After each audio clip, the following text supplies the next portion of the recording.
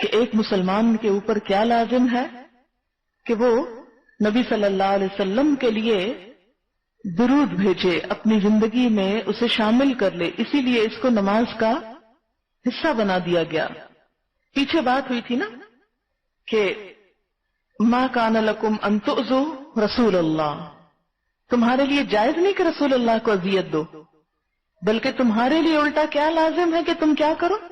صلو علیہ وسلموا تسلیما. یصلون کا مطلب جو ہے ابن عباس کہتے ہیں کہ یبرکون، برکت کی دعا کرتے ہیں، آپ پر برکت کی دعا کرو. اسی لیے ہم کہتے ہیں نا اللہم بارک علی محمد.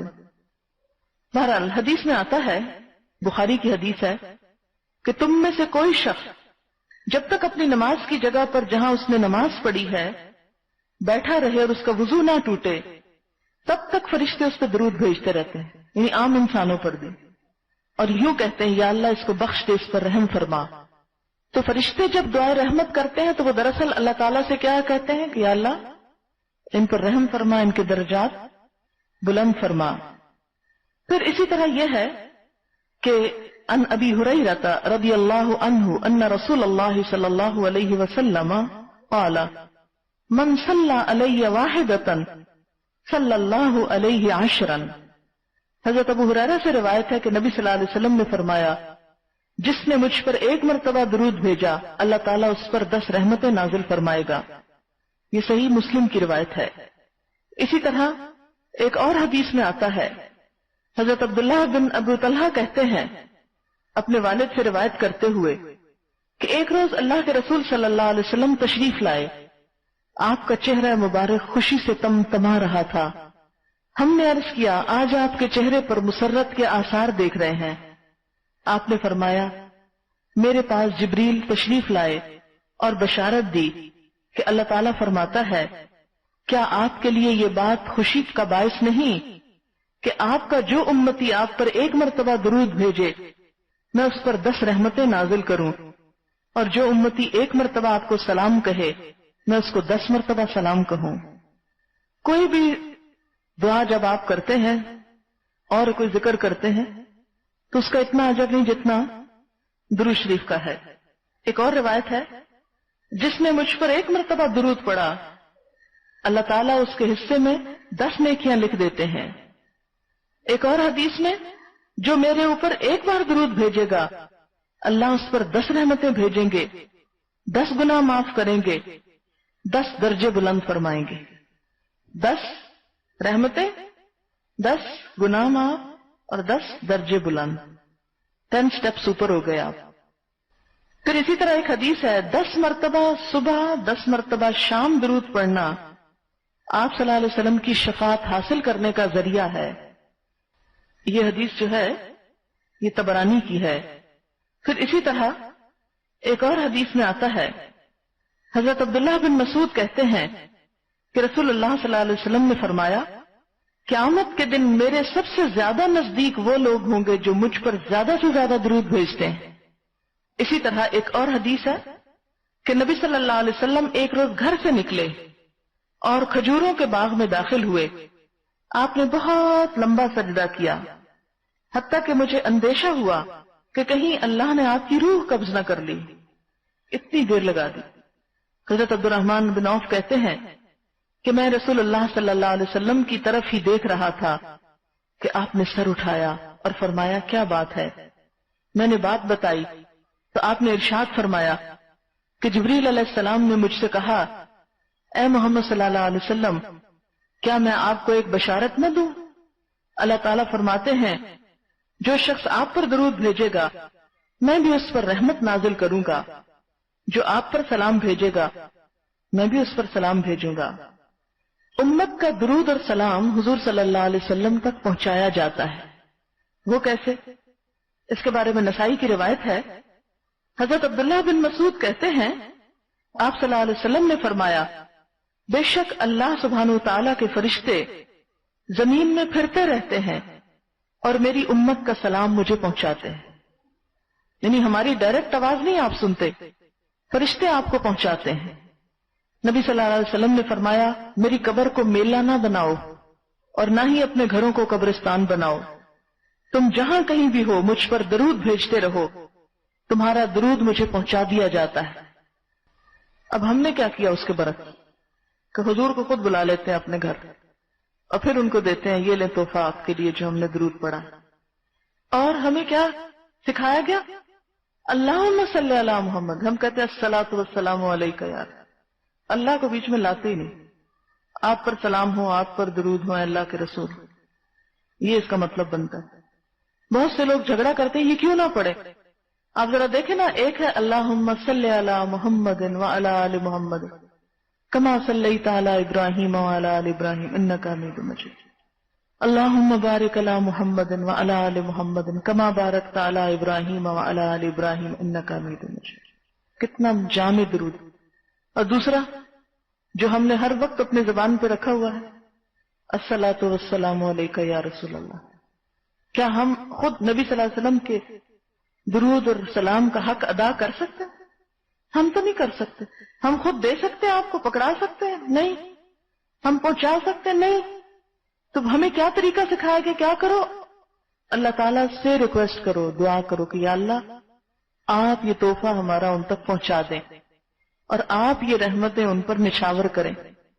कौन सा तरीका ज्यादा आसान है? एक ये कहना कि आप पर हो, अस्सलातु वस्सलामु अलैका या रसूल अल्लाह, आप पर हो, बस। कैसे हो, कौन करे, क्या, कुछ भी नहीं। और है भी सेल्फ मेड, खुद साख्ता।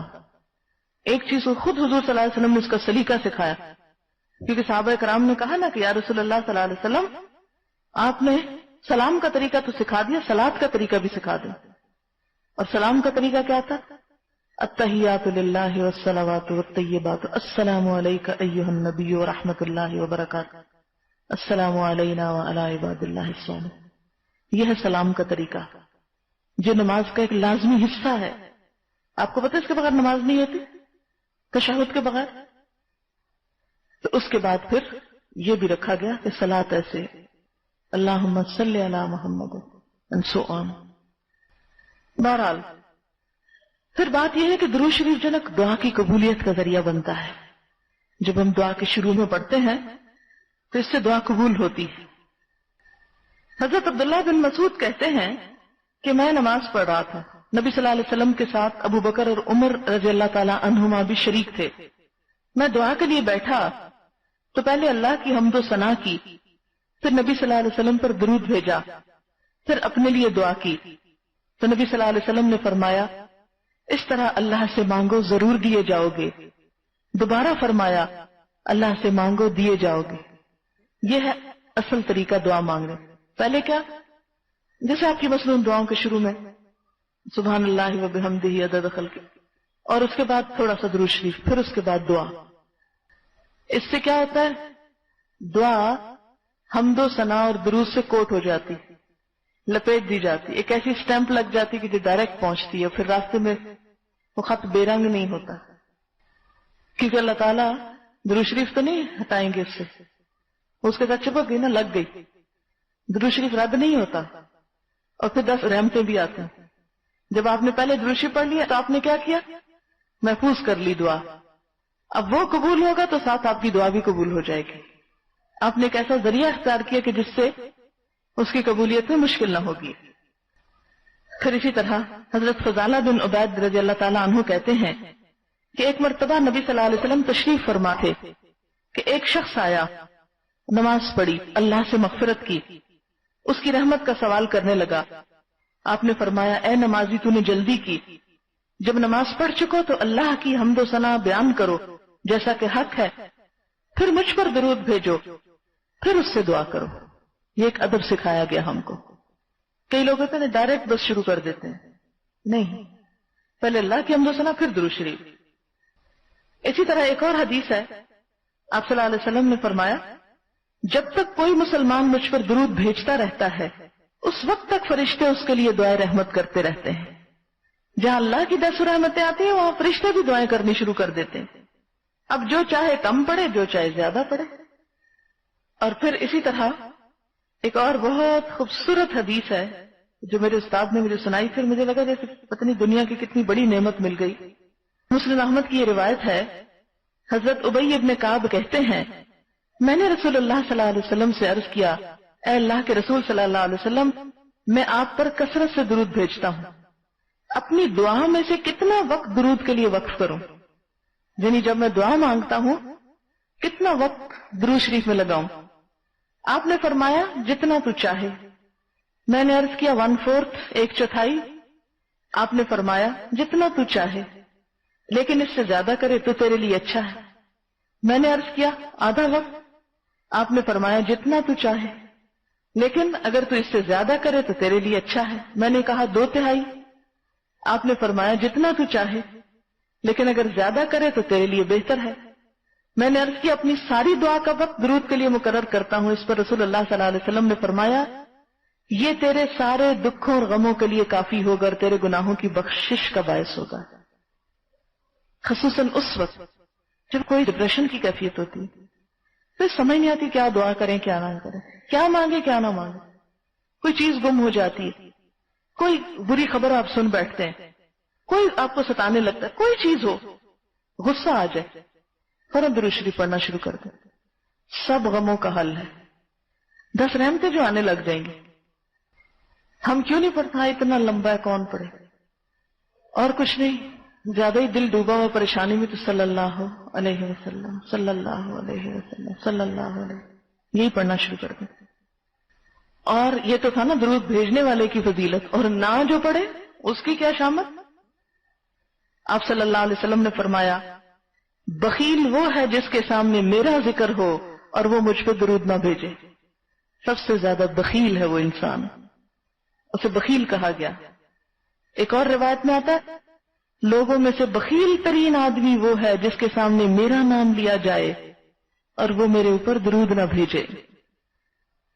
حضرت ابو ہریرہ رضی اللہ تعالیٰ عنہ کہتے ہیں کہ آپ نے فرمایا رسوا ہوا وہ آدمی جس کے سامنے میرا نام لیا جائے، ذلیل ہوا وہ آدمی، رغم انف رجل فی لفظات عربی میں، کہ جس کے سامنے میرا نام لیا جائے اور وہ درود نہ پڑے، وہ ذلیل ہوا۔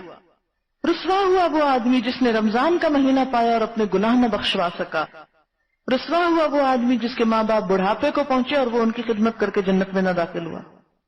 ان تینوں کے لیے رسوائی کی بات کی گئی، اور یہ بات آپ نے اس وقت فرمائی تھی جب آپ ممبر پہ تشریف لے جا رہے تھے اور ہر سیڑھی پہ آمین آمین آمین کہا۔ جبریل نے دعا کی اور آپ نے آمین کہی، تو قبول کرنے والا پھر کون ہے؟ اللہ۔ کتنی بڑی بات ہے۔ اسی طرح ایک اور حدیث میں آتا ہے آپ نے فرمایا اگر کسی مجلس میں اللہ کا ذکر اور رسول کریم پر درود نہ بھیجا جائے تو مجلس والے نقصان میں ہیں۔ اسی لیے آپ کو پتا جب میں آتی ہوں تو لیسن شروع کرتی ہوں تو کیا کہتے ہیں؟ نحمدہ ونصلی علی رسولہ الکریم اما بعد، یعنی اس کے بعد ہے باقی سب باتیں، سب سے پہلے یہ بات۔ تو اس کو یہ نہ سمجھے کہ یہ میری عادت ہے تو یہ میری عادت ہے، نہیں، یہ ایک مجلس کی ضرورت ہے۔ شاید باقی مجلس میں ہم کوئی ایسی بات نہ کر پائیں اور ہماری مجلس اس کے بغیر ہی ختم ہو جائے۔ یہ سب سے مختصر حمد و ثنا اور درود ہے۔ نحمدہ، اس کی حمد کر، ونصلی علی رسولہ الکریم، کتنا چھوٹا، 2 لفظ ہیں، بہت جامع ہے۔ اور ایسے لگتا ہے نا جب میں اس کو پڑھتی ہوں خود اپنے محسوس کرتی جیسے میرا راستہ کھل گیا، دروازہ کھول دیا میں نے، میری اپنی یہ فیلنگ ہوتی اب میرے لیے آسانی ہو گئی، اب میں آرام سے آگے بڑھ جاؤں گی۔ اور یہی وجہ کہ آپ دیکھیں کہ مسلمانوں کی کوئی کتاب ان الفاظ کے بغیر نہیں ہوتی، شروع کرتے ہیں اسی سے شروع کرتے ہیں، پھر اسی طرح خطبے، تقاریر، ان سب چیزوں میں ایک مسلمانوں کی روایت رہی۔ آج ماڈرنزم کے چکر میں ہم یہ روایات بھول چکے اور اس کو ہم نے صرف مولویوں کا کام سمجھ لیا۔ ہمیں ان سنتوں کو ریوائیو کرنا ہے۔ مجھے سخت تکلیف، سخت خوف، سخت کرب ہوتا ہے، دکھ ہوتا ہے جب میری کوئی اسٹوڈنٹ بسم اللہ کے بغیر، اعوذ باللہ کے بغیر، حمد و ثنا کے بغیر بات شروع کر دیتی، کہتی ہیں کوئی خیر نہیں اس کی بات میں، یہ کسی نتیجے پہ نہیں پہنچے، اور ایسے ہی ہوتا ہے، بے برکتی ہو جاتی ہے نا۔ تو اس لیے کبھی شرمائے مت کسی سے کہ کوئی کیا کہے گا، لو یہ بھی مولوی بن گئی، جو مرضی کسی کو کہتی رہے۔ حضرت عبداللہ بن عباس رضی اللہ تعالیٰ عنہ کہتے ہیں کہ نبی صلی اللہ علیہ وسلم نے فرمایا جو مجھ پر درود پڑھنا بھول گیا اس نے جنت کا راستہ کھو دیا۔ اچھا یاد رکھیں جتنی احادیث میں آپ کو بتا رہی ہوں ان میں سے کوئی ضعیف نہیں ہے، یہ سب احادیث صحیح ہیں، کیونکہ جس کتاب کا میں نے انتخاب کیا انہوں نے صحیح احادیث کے انتخاب سے یہ بات کی۔ حضرت ابو ہریرہ رضی اللہ تعالیٰ عنہ کہتے ہیں کہ نبی صلی اللہ علیہ وسلم نے فرمایا جس مجلس میں لوگ اللہ کا ذکر نہ کریں، نبی صلی اللہ علیہ وسلم پر درود نہ بھیجیں، وہ مجلس قیامت کے دن ان لوگوں کے لیے باعث حسرت ہوگی، خواہ وہ نیک اعمال کے بدلے جنت ہی میں چلے جائیں، پھر بھی اس مجلس میں بیٹھ کے پریشان ہوگے کہ کیوں نہ کیا۔ اچھا آپ دیکھیں کہ آپ کی جیب بھری ہو پیسوں سے نا، وہ جو گم ہوتے ہیں نا، جو کھو جاتے ہیں نا، ان کا غم لگا رہتا ہے وہ کیوں کھوئے۔ سب کے ساتھ نہیں ہو سکتا، لیکن عموماً جو لوگ پریشانی کا اظہار کرتے ہیں تو وہ ایک بے چینی ہوتی ہے نا، اچھا چلے 100 باتیں آپ بولے، ایک جو بھول جائے نا بولتے بولتے کیا ہوتا ہے اس پہ، وہ جو میں سوچ رہی تھی نا وہ کدھر ہے بات، پہلے وہ ملے تو پھر میں آگے چلوں، ایک حسرت ایک پریشانی لاحق ہو جاتی ہے، اگلی بات انسان کو یاد ہی نہیں، جو کر سکتے وہ کرتے ہی نہیں، کہ جو بھول گئی جانے تو اس کو اگلی کرو نہیں، پہلے بتاؤ میں پیچھے کیا کہہ رہی تھی، اس سے پیچھے میں نے کیا بات کی تھی، مجھے یاد کراؤ تاکہ میں اپنی کنی پکڑوں اور آگے چلوں۔ تو قیامت کے دن بھی جنت میں بھی جا کے حسرت آئے گی کہ فلانی مجلس میں بیٹھے تھے، کیوں نہ درود و سلام بھیجا، کیوں نہ حمد و ثنا کی۔ اور پھر اسی طرح کے حضرت عمر بن خطاب فرماتے ہیں دعا آسمان و زمین کے درمیان اس وقت تک رکی رہتی ہے جب تک درود نہ بھیجو، معلق رہتی۔ حضرت فاطمہ کہتی ہیں کہ حضور صلی اللہ علیہ وسلم جب مسجد میں داخل ہوتے تو درود شریف اور سلام پڑھتے، بسم اللہ والسلام علی رسول اللہ، اللہم اغفر لی ذنوبی وافتح لی ابواب رحمتک، یعنی آپ اپنے لیے بھی درود اور سلام پڑھتے تھے۔ نماز میں جو درود ہے نا، اس کے اوپر امام شافعی کہتے ہیں کہ فرض ہے، جو نہیں پڑھے گا اس کی نماز ہی نہیں ہوگی، تھوڑا تھوڑا فرق ہے جیسے فقہاء میں۔ امام ابو حنیفہ کہتے ہیں کہ یہ کلمہ شہادت کی طرح ایک دفعہ بھی پڑھ لیا تو کافی ہے، اور بعض کہتے ہیں کہ نہیں واجب ہے، اس کے بغیر نماز مکروہ ہو جاتی ہے۔ کسی نے لکھا ہے کہ دعا ایک پرندہ ہے، درود شریف اس کے اوپر جس کو اڑا کے لے جاتا ہے، اچھا کمنٹ ہے۔ اب آپ دیکھیں کہ آپ صلی اللہ علیہ وسلم نے صلاۃ کے الفاظ اوروں کے لیے بھی استعمال کیے، جیسے بخاری میں اللہم صلی علی ابی اوفا، آپ صلی اللہ علیہ وسلم کو حکم دیا گیا تھا کہ جو آپ کے پاس صدقہ لے کر آئے آپ اس کے لیے دعا کریں، وصلی علیہم، تو جو بھی آپ کے پاس لے کے آتا تو آپ صلی اللہ علیہ وسلم فرماتے اللہم صلی علیہ یا علیہم، جو بھی صدقہ دے کہ اللہ ان پہ رحمت نازل کر۔